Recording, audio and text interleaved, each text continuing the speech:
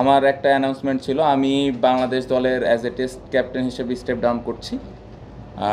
আমি টেস্ট ফরম্যাটে আর কন্টিনিউ করতে চাই না, এবং আমি একটা জিনিস একটু ক্লিয়ারলি সবাইকে মেসেজটা দিতে চাই, এটা কোনো পার্সোনাল কোনো কিছু না, ইটস টোটালি টিমের বেটারমেন্টের জন্যে এই ডিসিশানটা আমি নিয়েছি, এবং আমি মনে করি যে এটাতে টিমের ভালো কিছুই হবে। কারণ আমি এই ড্রেসিং রুমটাতে লাস্ট কয়েক বছর ধরে লম্বা সময় ধরে থাকার সুযোগ হয়েছে। আমি মনে করি যে তিনটা ক্যাপ্টেন এই ড্রেসিং রুমে যৌক্তিক, এটা এক ব্যক্তিগত মতামত। ক্রিকেট বোর্ড হয়তো আলাদাভাবে চিন্তা করতে পারেন, এবং সেটার প্রতি পূর্ণ সম্মান আমার আছে।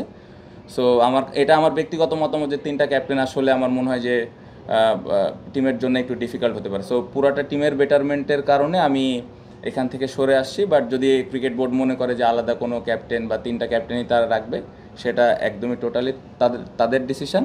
এবং আমি আশা করব যে এই জিনিসটা কেউ এরকম না মনে করে যে এটা আমি পার্সোনাল কোনো কিছু থেকে বা আমার মন খারাপ থেকে, রাগ থেকে এই জিনিসগুলো করেছি।